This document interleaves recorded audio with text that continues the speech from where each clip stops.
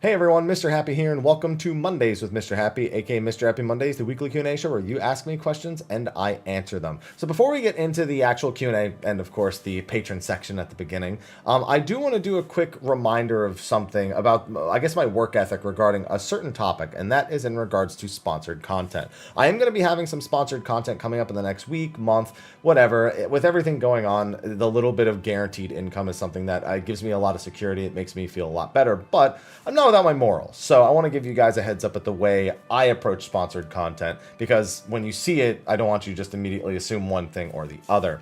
Now, before I ever create content for something that's sponsored, I first look, is this something that aligns to something I might enjoy? That's the key word, might enjoy. And that'll usually determine whether or not I actually take the sponsored deal. Now, I've turned down so many that even if I think I'd like I'm not really 100% sure I could commit to it, but I generally make that decision before playing it. After playing the game, whether or not I like it, whether or not it's good or bad is irrelevant to me. It's whether or not I actually like it. I then take one of two approaches. If I'm not really a big fan of what I just played, it's not really actually that interesting to me, I'll tend to just upload things like highlights to Twitch, or from Twitch to YouTube. Just maybe a little bit of a mashup, for example, of like different highlights of the stream that aren't really indicative of an opinion. They're really just a showcase of what I was doing on the stream that day. That's usually a case that while I wasn't like super into it, I'll do like a call to action. I'll be like, hey, here's some highlights of me, playing this game. It was sponsored. This video is sponsored. If you want to check it out, do the description, without ever really doing anything other than like a few key talking points or just the general spiel. And then a few highlights goes and it's gone and it's out of my life. If I'm enjoying something, I actually tend to do overviews, guides, let's plays, things like that, things that you generally see on the channel, things that are normal. And so with that in mind, keep that in mind when you see my content. And you'll hear me do reminders that my opinion's not being paid for, anything along those lines. But there is some new territory for me coming up in a video, and I really want to talk about this, where there's a sponsored ad read at the start that's just like, your generic key talking points and whatnot. And that kind of blurs the line because it's a short section of the video that's just an ad read for that video. And so it's like, does he actually enjoy it? Is this just whatever? I'm just following straight up protocol with standard, what I can actually do, because I like to over explain everything and I like to really get into the details, and it's hard to do that in 60 seconds. So I only have time for key talking points and that. So I wanted to be clear with you on that. Some content that's like that is coming up on the channel. And I'll tell you right now, before I even do the content, I am enjoying the thing I'm playing. It's actually for the new Romancing Saga mobile game, and I can tell you that, don't worry. And I actually am enjoying it. I have it on my tablet over here and just stopped playing it just in order to record this video itself. So you'll be seeing that on the channel this week, just as a little heads up, on top of the live letter news, the Eureka videos that we've been doing, State of the Realm, all the stuff that you've come to expect on a weekly basis. With that, let me do our sponsor read, and we get started with the Q&A. Thank you to our sponsors over on Patreon. Yeah, my normal sponsor read, this is what it kind of looks like, just kind of winging it, not like what you're going to see later this week. But thanks to everyone on Patreon for supporting the channel. It's been awesome. It's been great having that support. It's really allowed me to, just have a little bit more comfort with actually creating content on YouTube. So thank you to everyone over there. But that's all it does. It just supports the YouTube channel. It's nothing fancy. It's not like a lot of other people use Patreon. So don't feel bad if you're not using it. Enjoy this video, interact with this video, ask questions under this video, and that'll be good enough for me. But thanks to our Patreon sponsors. Thank you to our patrons of darkness, Khuja Cross on Jenova and Kurenai Oni, who have gone above and beyond to be the patrons of darkness. Thank you to all of you, and thank you to everyone tuning in. Now let's get to those questions that you came to see answered. Hopefully. Okay, so this is the first question. I read it ahead of time a little bit because it was a giant chunk of text, and I'll give it a shot. It's kind of outside my usual wheelhouse. Hashtag Mrhappy Mondays. Hey, Haps, first time asking here. Have a bonus of rolling 99 your next primal mount. Yeah, assuming I'll ever see primal mounts drop again. Thanks. I know you don't quite like answering theoretical questions, but here I am asking. That happens a lot. People are like, I know you don't like it, but here it is anyway. We talk about it in my Discord sometimes. We're just like, I gave it a shot, though. I gave it a shot. So I've already read through this. It's basically trying to come up with an idea for extreme dungeons. Let's say every time a mob dies, a party member gets a random debuff. It's permanent, changes when the next mob dies. It could be anything from blinded to chicken to an acceleration bomb that goes up periodically. Then the bosses get buff values, added mechanics, whatnot.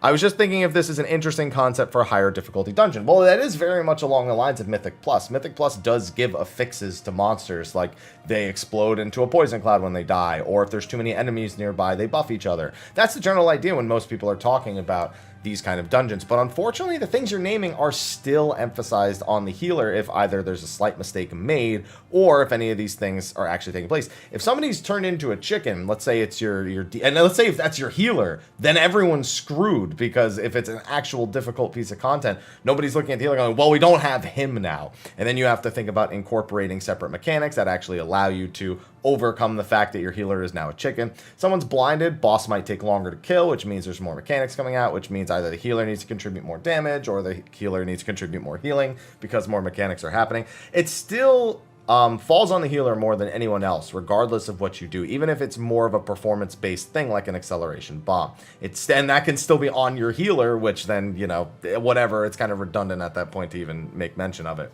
I don't think it'll happen unless, again, they can form some form of parallel progression like we have with Eureka and Palace of the Dead, where there's progress that you can make that is completely isolated to that content and only has a minor reaches outside, like something that's, at least somewhat relevant item level, or items that can be considered relevant, across multiple item levels themselves, since it's all sorts of dungeons.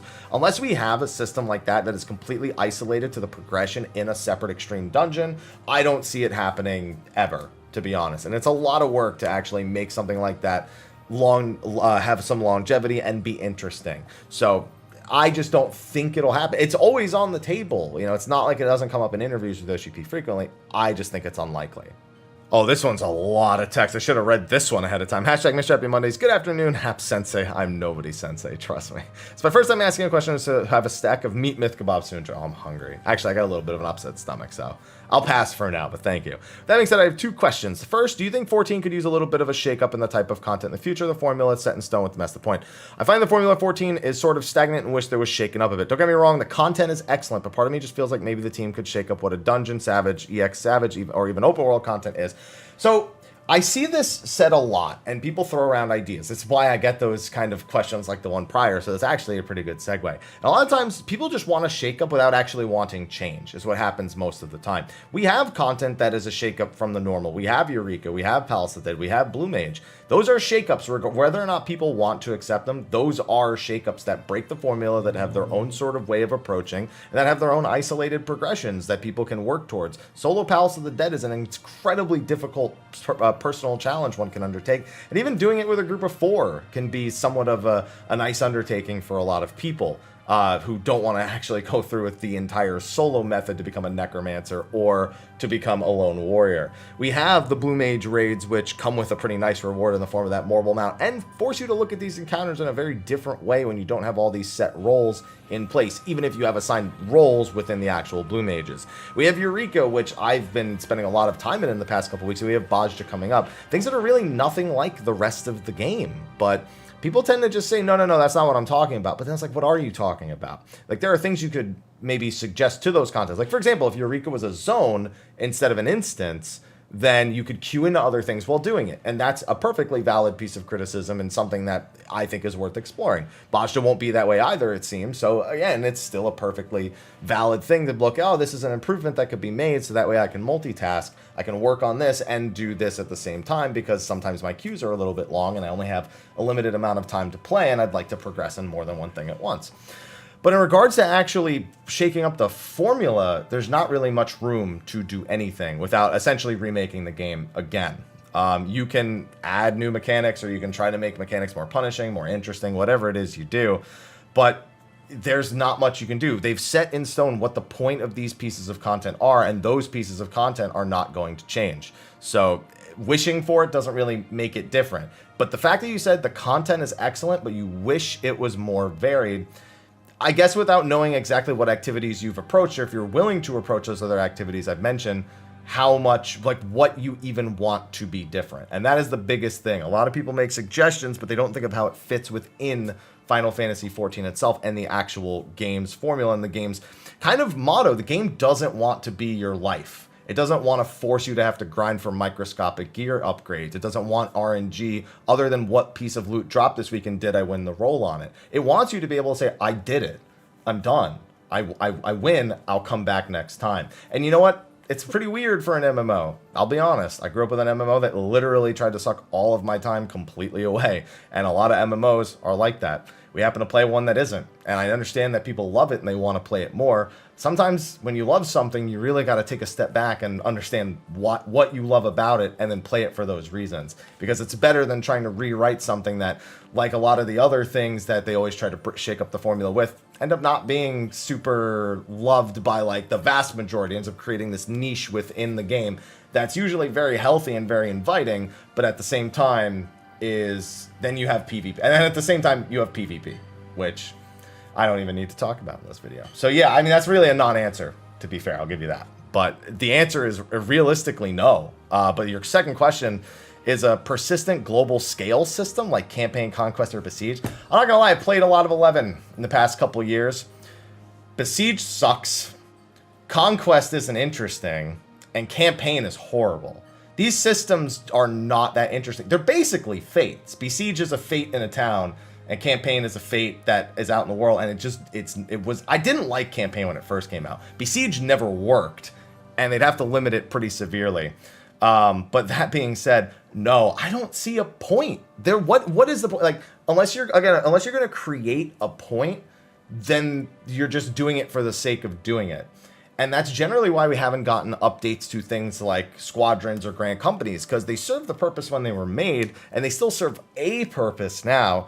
But creating new purpose requires a lot more work and effort than honestly it'll probably be worth. It just doesn't accomplish anything, I suppose, other than creating an activity to do for some arbitrary reason. And that's honestly, that's what every game is. It's a bunch of objectives that you're attempting to achieve for an arbitrary reason that really has no impact on anything. It's because you enjoy doing it. And if you don't enjoy doing it, it's a dead idea to you anyway. So it's literally a matter of accepting what it is you love about the game, playing it for those things, and then accept that it's okay to unsubscribe from game. And I'm not like one of those people like, oh, if you don't like it, unsubscribe. No, it's literally like, if there's things you don't enjoy, or if the game's not grabbing you in a certain way, the easiest way to get the point across is not to stay subbed and put feedback. It's to provide feedback, see it's not seen, accept that these things are the way they are, and unsubscribe, because them not making money is the biggest motivator for them looking, oh man, a lot of people are unsubscribed. Why is that right now? You know, is it because we haven't had a content update in a while? It's because we don't have this type of content in the game. They have to go back and look at that, which is why when I say unsubscribe, I'm thinking about it from like what gets the message through the most. So, and I'm glad you even acknowledged Besiege was a nightmare, because it didn't work at all. It still doesn't work to this day, but it's over in like 45 seconds now, so nobody cares. Yeah, I wouldn't expect any changes along. Ultimately, the answer to both the questions is no, but that's the best I'm gonna do. All right, I'm going to tell you guys right now, there's going to be a lot of questions in the lightning round, because there's so many questions I wasn't really drawn to. They were like, what should I do kind of questions? And those aren't really bad, but I get those a lot. And the ones I've gotten a lot, but I will tackle them in the lightning rounds. I figure that it's at least worth mentioning there. Hashtag Mrhappy Mondays. Hey, Haps, you doing all right? I'm doing all right. Question about Ultimate. Friends of my FC and I are talking about going back and learning T. You think the fight is clearable without having Biss from that raid tier? So the way that item level syncing actually works now is such a way that most of the time you're probably better off just being whatever item level you are and syncing down. Essentially what it'll do is it'll give you the stat cap for both of the stats that are on the piece of gear. And that is more than enough. That makes up for the materia slots not working, essentially. So the answer is yes, you should be fine. There's no reason you should have any issues at all doing that. And it's a funny thing, I just learned that because I was asking about it with the Eureka people, and they are very used to having to sync down with stuff and people worrying about the 5 melded slots on like the Vermilion Cloak and the Kirinoso, and it just sparked the whole discussion. So I had forgotten how it worked, and I thought it was still really funky, but apparently it's okay, and you should be fine. Hashtag Mr. Happy Monday. I don't know why I thought it was a My Happy Monday, which happens. I've done it. I've seen people do it. It's not, though. Hey, Haps. Hope you had a good week. Very good week. Thank you. What encounters do you think you liked the ideas and themes behind, but found the execution lacking? You had to say outside of T. I was going to use T as the example. Do you think there are some aspects of fights that you think the dev team does better job at, or things you want to see more of in fights overlooked? I think ad phases are often overlooked as kind of just like, yeah, let's just get them into an ad phase. I'd say this tier did ad phases slightly better. There's a lot more crowd control. There's a lot more movement involved in 2 of the ad phases we got. To be fair, low bar, because we got 1 ad phase in the first raid tier. Now, that's not bad. I don't mind not having ad phases, because if you can do something better with that time, please 110% do it. But things like the rotating ad phase, basically turn 11 redux, as we call it, with E7 Savage, as well as the, stuns, the DPS focusing, the damage reflection, the percentage damage, the percentage health damage, the tethers. The ad phase in Shiva, I feel like gets kind of disrespected a lot, when it's a lot more interesting than a lot of the ad phases we've gotten historically over the years. It kind of reminds me of like a mini A3 Savage ad phase, and that's fine, because A3 Savage, as frustrating as the ad phase was, it's also one of their best executions of an ad phase that they've had in quite some time. So I think that's an aspect they should look at improving, because it feels like they only have one of 2 ideas, like rotating mobs, they have 3 ideas. Keep 2 mobs separate, and they didn't even do that for E1. They let you stack them right on top of each other. Keep them separate, move them, like rotate them, or prevent them, or defend a point. Now, those are 3 pretty essential and pretty self-explanatory ways of doing it. But I'd like to see them explore ad phases that aren't so binary, because I think that's one thing they're still really lacking at. I think they also still need to figure out how they want to do the ends of fights. Some of the things that we've seen, especially with E7, is a result of them running into issues with slow and fast instances back in previous raid tiers, especially when it got a lot of attention in E4 Savage, when there was a comparison video and everything, where basically enrage timers would differ depending on the type of instance you got, the quality of the instance, the speed of the instance. There was differences, and it was really annoying. It could be like 8 or 9 seconds different between like an enrage casting or whatnot. And that led to a lot of problems. But it's also now led to problems where the ends of fights kind of start to like taper off in like a really boring way, depending on the design of the encounter itself. So I'd kind of like to see them explore fixing ad phases and making more interesting ends to fights, because it really feels like they're always holding back because they're afraid of that enrage problem, I guess, coming back. Oh, this one was asked like right away last week. Hashtag Mr. Happy Mondays. Hey, Haps, I'm doing all right. You doing all right? I'm doing all right. You doing all right? I'm doing all right. Recall you sharing your thoughts on gatekeepers and Savage content in the past. I was also annoyed by having to re-clear it every week, but liked it to avoid pugs that weren't serious. What are your thoughts on a revision? Oh, we got a lot of thoughts questions that I looked over. What if immediately upon clearing the first fight in the tier, all players would receive a key item of sorts? Well, that doesn't stop gatekeeping. Keep in mind that the majority of the gatekeeping I refer to, Faust is part of the problem, which is kind of what you're referring to. But he's not the gatekeeper I'm concerned about. Faust was a gatekeeper, and while I didn't like clearing him every week any more than this, I really more mean the whole first phase Savage checkpoint gatekeep that they had throughout all of Stormblood.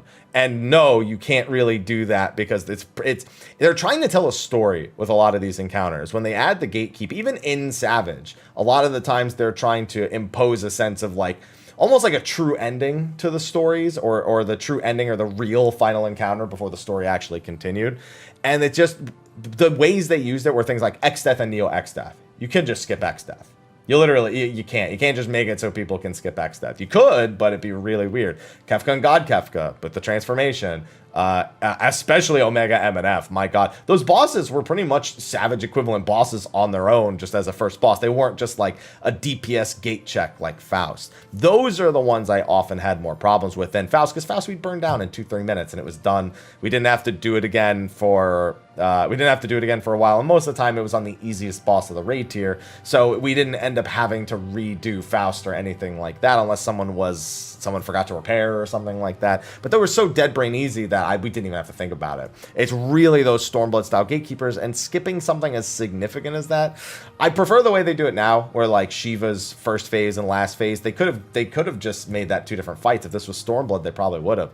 But they didn't. They made them all part of a 14, almost 15-minute encounter, and I really like it. I really like the way they decided to approach that. Even with the little cutscene in the middle of that fight, I like that because it resets all my cooldowns, basically achieving the same thing the checkpoint kind of did, without actually forcing me into a checkpoint. And I don't know. I just liked it. I prefer that. I don't, and also I don't think this would do. If you want to bring back the first fight gatekeeper, sure, you can do an idea like this. But for last fight gatekeepers, I don't think an idea like this works quite the same. All right, next one. Hashtag Mr. Happy Mondays. Hi, Haps. You doing all right? I'm doing all right. You forgot the T's, but you know what? I don't say the T's, so you know what? I'm doing all right. See? There you go. And I hope you're doing all right, too. Congrats on episode... Oh, is this 300? Was last week 300? Last week was... Hey, today's 300. I guess for this video, we will fight in the shade. What I got. I gotta scroll back down. Where is it? Where is it? There we go. Congrats on episode 300. Fun fact, I've always wanted to tell you, you're the very first YouTube channel I ever subscribed to, back during your 101 videos. Oh, I remember those. Oh, those were days, man. But thank you. Thank you for sticking through the channel for all these years. Now I hope I don't immediately lose you when I answer these questions. It's like, all right, that's it. Unsubscribe. Done. Can you think of any spells, abilities, and any other Final Fantasy games that would be an interesting addition to 14? With 14 being a theme park, curious to hear if you can think of anything 14 is not included. I mean, so they have variations of magic that aren't really like their original methods. Like, I guess, like, you could argue, like, float, for example. Float is used as part of a mechanic in a boss, as opposed to it being a spell you can cast.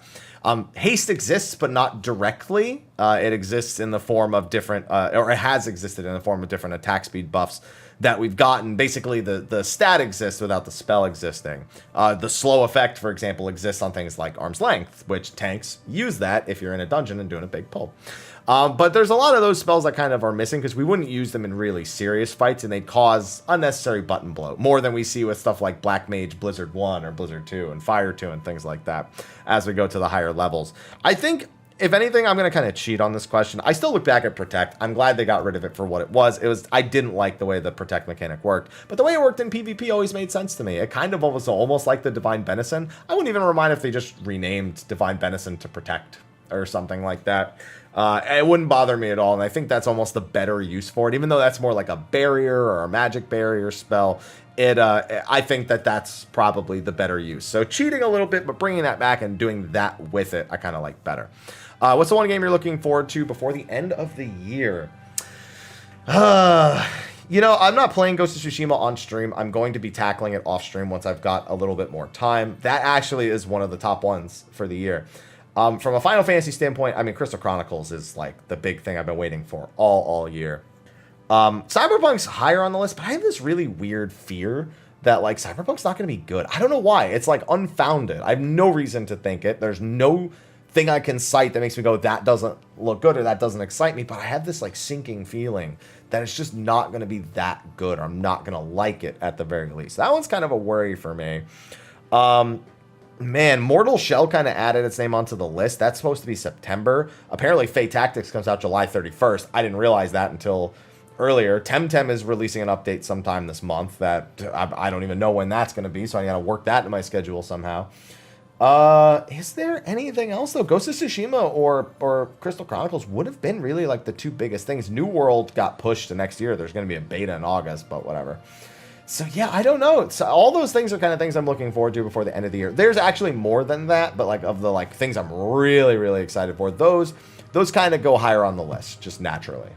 All right, got a nice short one here. Hashtag Mr. Happy Mondays. Hello to you, too, by the way. What do you think of an alternate content that focuses on roles? Like tank, healer? Since sub jobs probably won't come back until... No, you're probably never going to see sub jobs again. Don't even expect them to be in another MMO for Final Fantasy. I guarantee you that never happens again. I'd like to see progression system of customizing or random rolling tweaks, acquiring content that's... Sounds like you want Eureka, because you can have like tanks, you can have like a machinist run like Plate Bearer and Eagle Eye Shot and tank that shit. It sounds like that's what you want.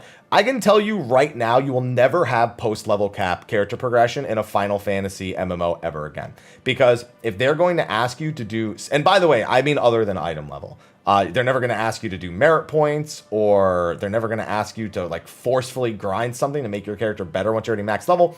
Because they might as well just raise the level cap at that point. That's all you're doing. You're basically just giving someone an excuse to keep leveling when they're done leveling. Which, at that point... You might as well just raise the level cap again and make some changes to it. It has no actual function other than to needlessly waste your time. So that's never going to happen. I can tell you that right now. They will never have character progression that is anything other than item level, that if you don't have it at max level, you're less effective than another player. They'll do that in isolated contents like Eureka with the number of Magicites you have, for example, or Palace of the Dead with your arm and armor values. They'll do it there because it's isolated. And I expect them to continue to do that in things like Bozja and other isolated content. But customizing or random rolling tweaks to roll, they are never, ever going to do that because, like I said earlier, the game does not want to force you to have to min-max when you've already completed this particular function of the game, the leveling function. They want you to take your job in all of its glory, perform well on it in whatever content it is you wish to do with it, and then maybe jump into things that are a little tangential, like Blue Mage or Eureka or Palace of the Dead, but still have some fundamental understanding of how these things work without adding that much randomness to it. The most randomness you'll probably see is limited jobs. That's where you'll see stuff like this, is with limited jobs. So if you didn't like Blue Mage, then that's the only place you're going to get this. But you will probably never see anything like this outside of Eureka and places like that.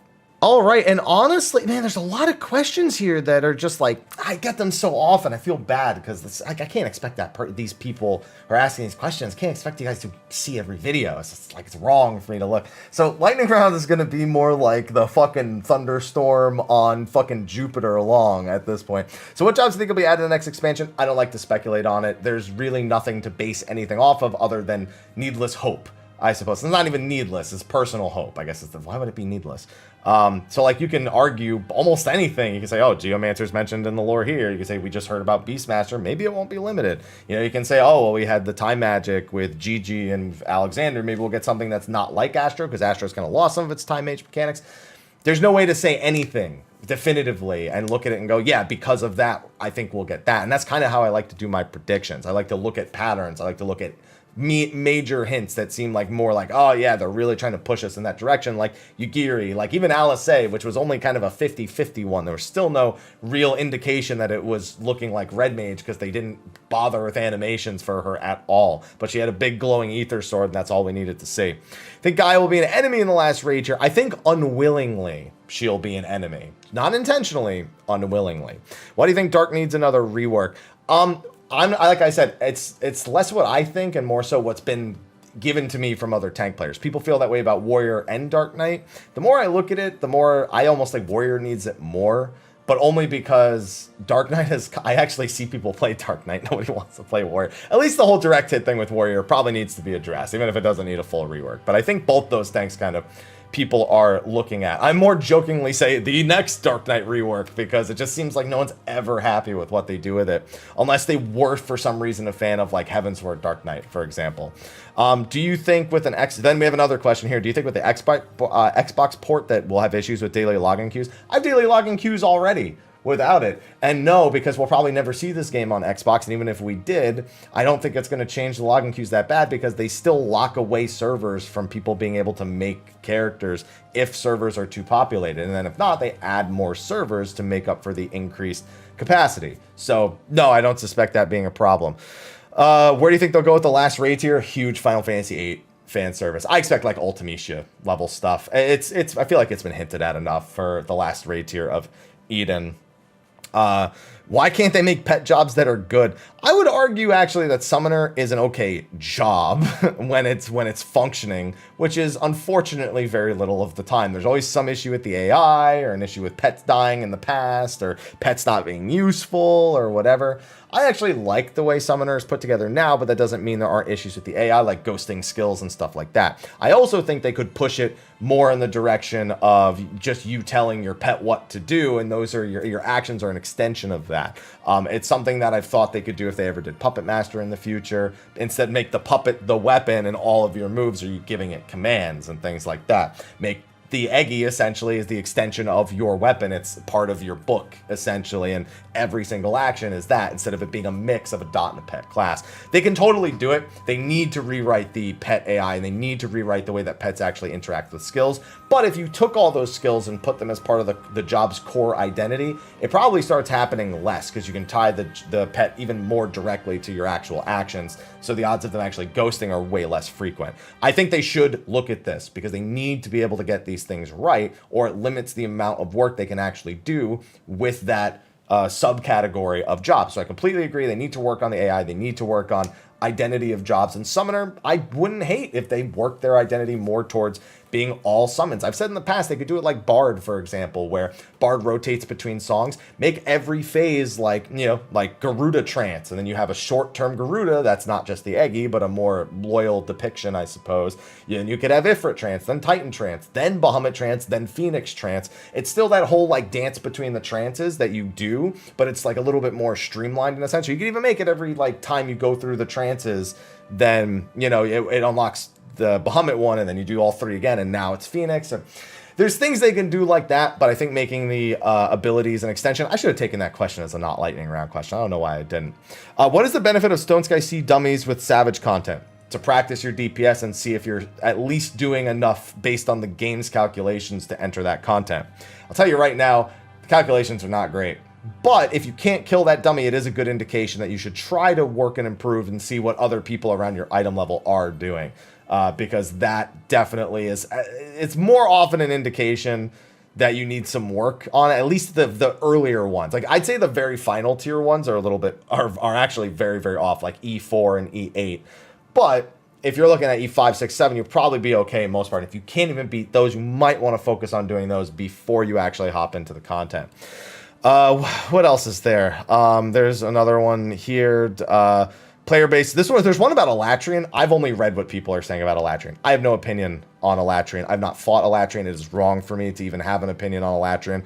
I do know this. The Reddit held it to a vote whether or not they should rework Elatrian, and it was a landslide victory and don't rework Elatrian. And I think as people have gotten better, have actually improved, that people are complaining less, or the people who were complaining have just stopped complaining. One of the two is happening. I am playing Monk. Twin Snakes and Demolish each give a 10% damage increase. Demolish doesn't give a 10% damage increase. Demolish gives you a Greased Lightning stack, and you need to maintain those stacks. That's going to be a core function of your job on Monk. It's not just Demolish. It's also Snap Punch. It's also Rock Breaker. And as well as some other skills you're going to get and some traits you're going to get later on. You need to maintain those stacks indefinitely throughout combat. And Greased Lightning is also a haste buff, which is what you're getting from Demolish. Twin Snakes, you will also be managing at the early levels. It'll be every other rotation you need to refresh Twin Snakes. And at the higher levels, once you get to Fist of Wind and you get really, really zoom fast, you'll be doing that every 3 rotations. So, well, that depends. Some people still do it every 2. Some people risk the every 3. That's a whole nother discussion with the double True Strike rotation that I think you need to get to that point before we worry about actually having that. What else we got? Why did ad phases stop being real parts of fights instead being intermission?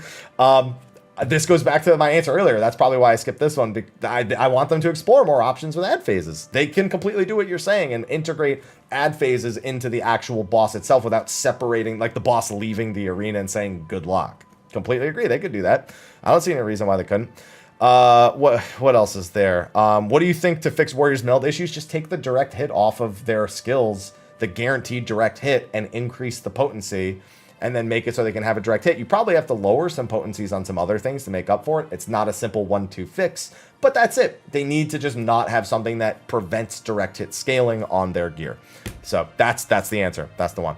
What things should I be looking to do when I'm the second tank? Depends on the fight. That literally changes with every single fight. And part of learning a fight is going to be learning what does the second tank do. Do I just tank swap at certain times? Is there an ad for me to control? Do I got to kite a bird around in a circle like E5? That'll be fight to fight, so I can't really answer that directly. I've been doing E5 to E8 for 2 months straight and have a burning question. Why do people insist on doing uptime knockback mirrors? I find that people die most of the time. I'm not going to lie.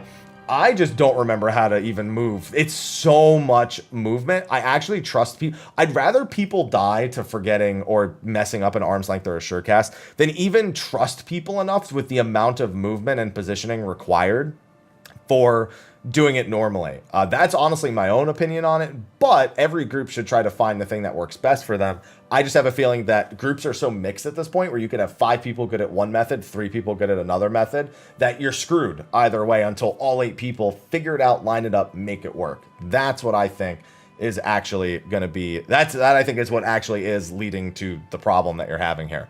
Let's see. I have a bloated inventory. How do I manage it? Throw shit out. You don't need it all. Figure out what you don't need and get rid of it. Or if you're holding on to it for a reason, finish the reason that you were holding on to it. Like, let's say you're holding on to tank gear because you want to level all your tanks. Level all your tanks, drop everything below level 70, because even if they release a new tank in 6.0, the lowest item level you'll need probably, or the lowest level gear you'll need is probably 70, because we're probably going up to level 90 cap. Don't know that for sure, but it's a possibility. Let's see what else. Somebody who had their arc to 7 said they love them. Thank you for supporting the stream. I'm glad that you're enjoying them. Is elitism an issue with ultimate fights?